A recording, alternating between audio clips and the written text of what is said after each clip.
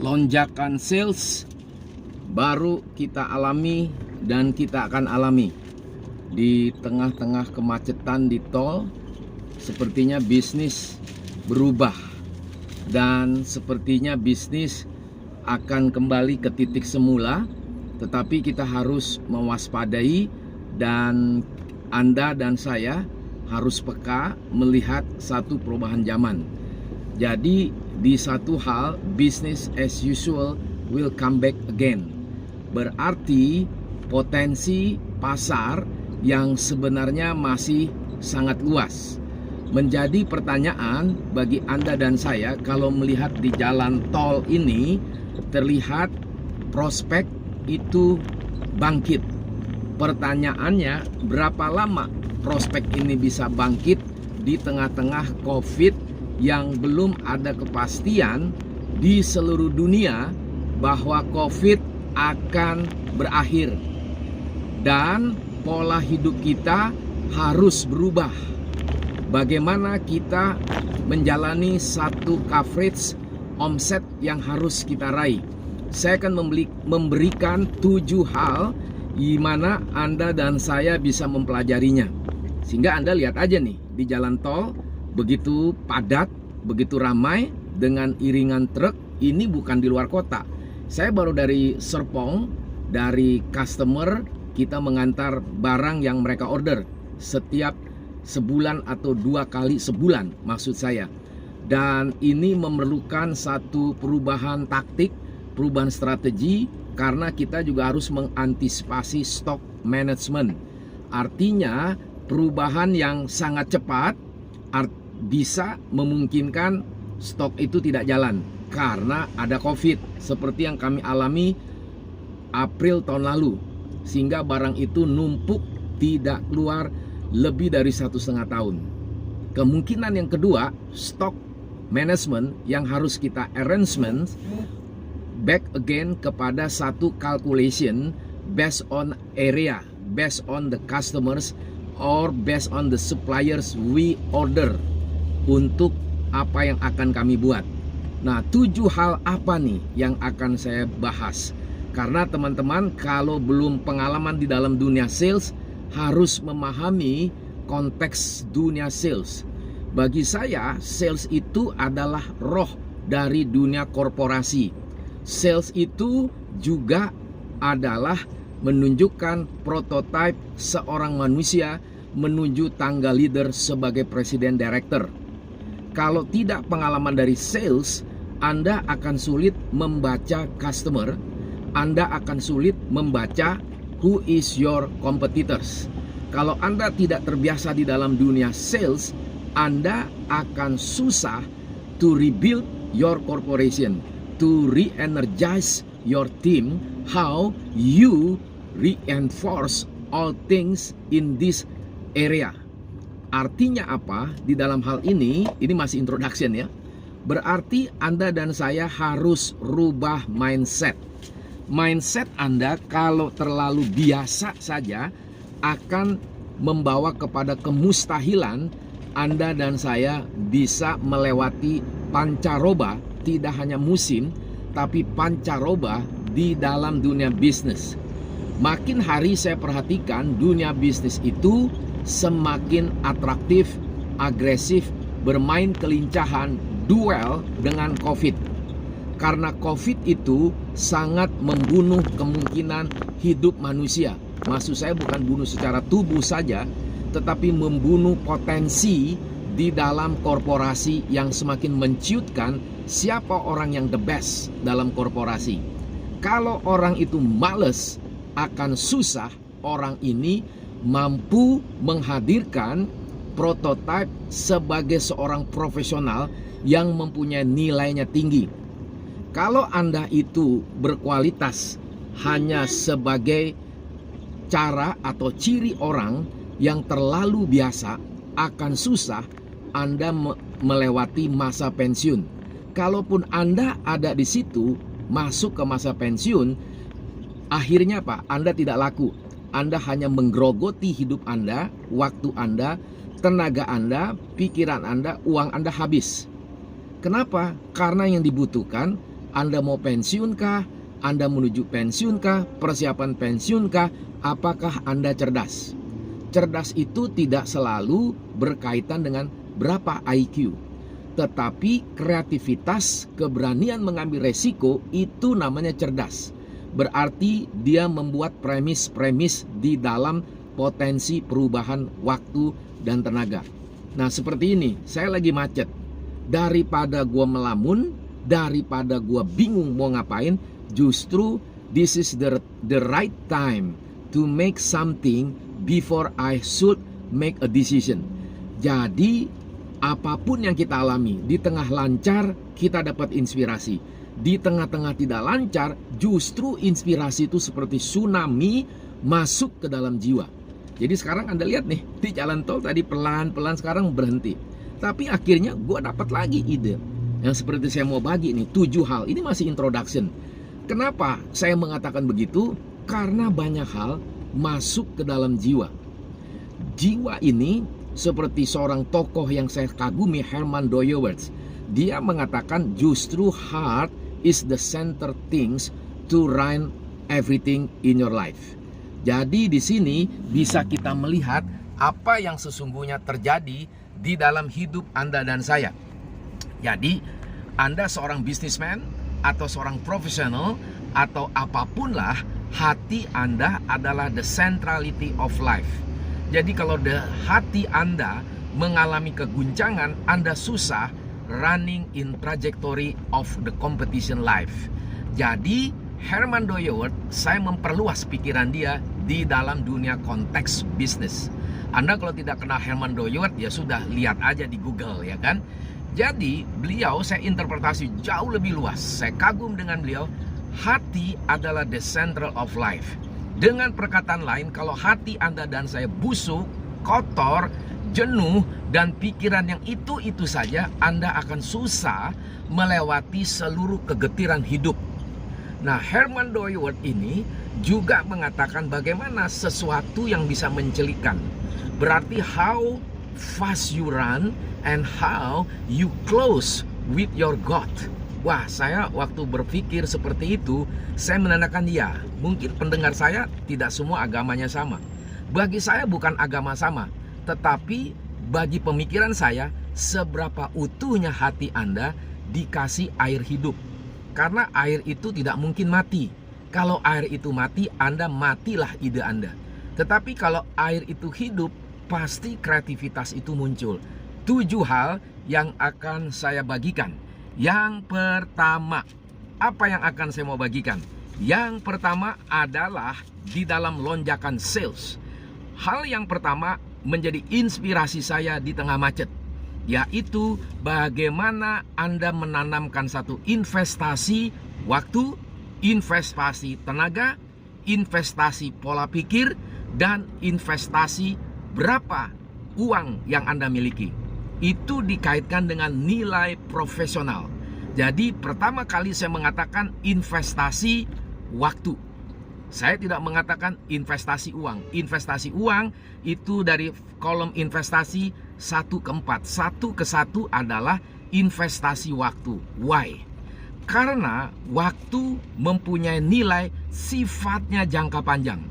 Kedua, waktu adalah mempunyai karakteristik everything in our life always have trouble, turbulences, everything in anything our life. Kalau Anda dan saya paham bahwa Anda dijebak oleh waktu, ada goncangan gempa bumi, goncangan segala hal, tsunami, goncangan keletihan jiwa Anda dan saya, itu fakta. Berarti konsep waktu Anda harus direjuvenate, harus direvitalisasi. Dan Anda dan saya memahami waktu mempunyai jangka panjang berarti memerlukan ketahanan mental.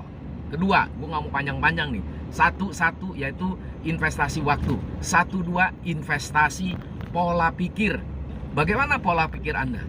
Seperti saya orang yang biasa. Saya bukan orang cerdas, tapi gue berani ngambil resiko, berani memberikan terobosan yang segar. Kenapa? Pola pikir gue dipengaruhi oleh tokoh-tokoh politik, tokoh bisnis, tokoh pendidikan, tokoh filosofi, tokoh budaya, tokoh psikologi, tokoh culture, tokoh history. Itu yang selalu saya baca, tertanam di dalam jiwa gua, sehingga itu menjadi komparasi advantage in my life. Kalau itu sudah masuk ke dalam diri Anda dan saya, akan ada the restfulness ideas investing in our mind.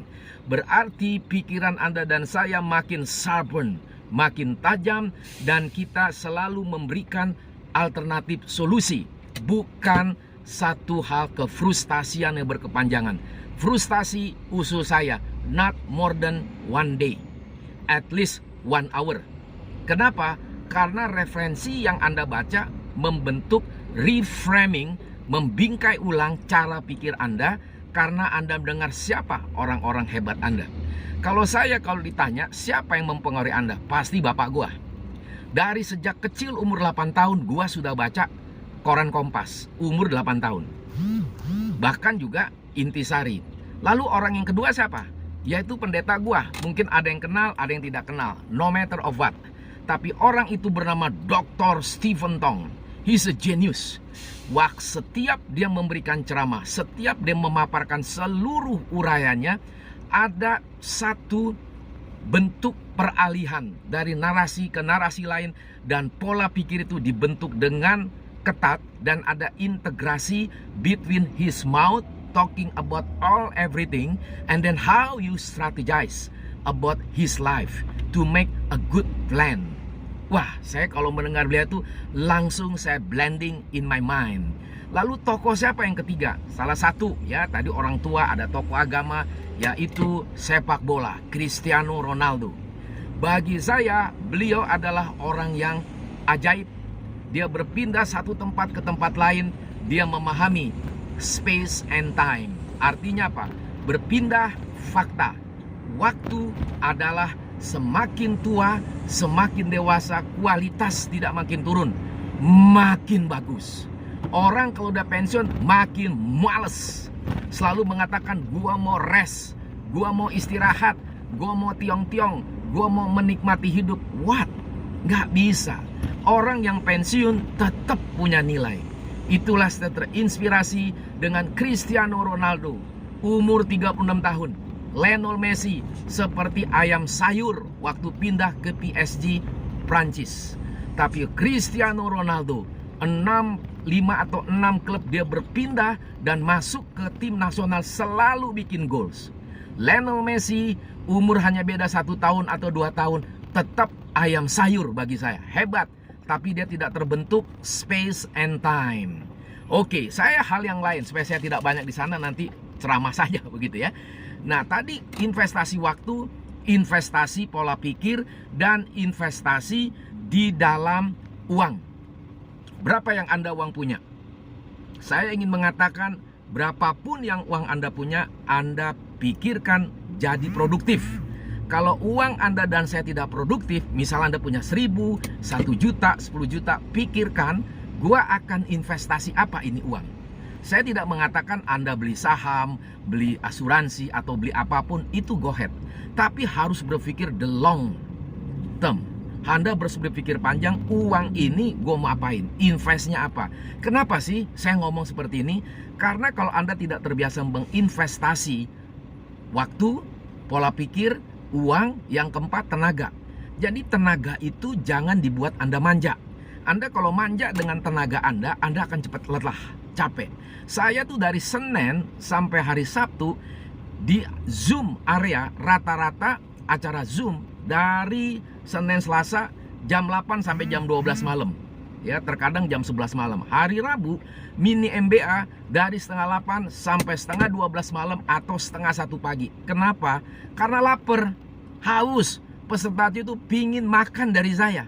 Pola pikir saya, uraian saya, seluruhnya penuh dengan pikiran-pikiran segar. Seluruhnya mendeteksikan keberadaan kita yang begitu terlalu biasa. Maka hal yang kedua, tadi investasi waktu, investasi pola pikir, investasi tenaga, dan investasi uang, itu menunjukkan nilai seorang profesional sejati.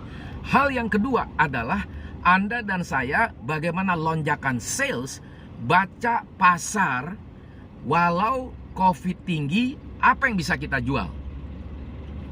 Berarti berkorelasi dengan berapa unit yang kita jual. Kalau pasar yang kita baca, misalnya COVID itu landai, saya mengatakan tinggi atau landai tidak jadi masalah, tapi how creative you are to sell your product. Saya menjual virus protector, bukan berarti virus protector jadi turun.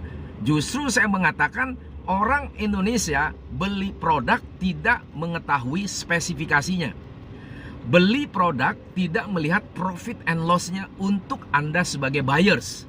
Beli produk harusnya dilihat long term use benefit. Itu yang menjadi satu kekurangan Indonesia. Jadi beneficial product itu harus dipahami. Maka kenapa di Indonesia Nokia sukses dulu? Dan direktur Nokia, Research Director, waktu saya lihat di CNBC di wawancara, itu sudah lama sekali. Itu mungkin 2000 berapa ya? 2004 atau 2005. Dia mengatakan the success story Nokia handphone karena orang Indonesia itu terlalu dangkal otaknya. Orang Indonesia itu tidak pernah berpikir.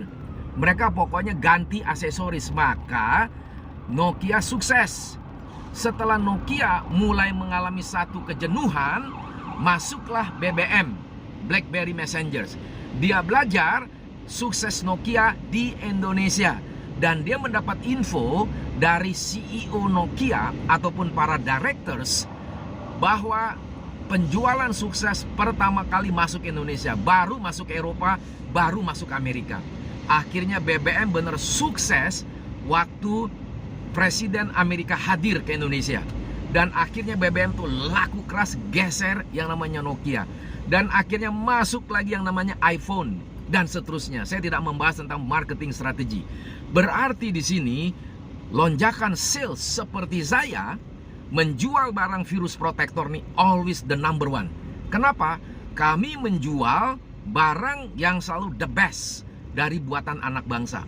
Jadi waktu COVID tinggi, kita setengah mati how to spell out, how to explain detail this product.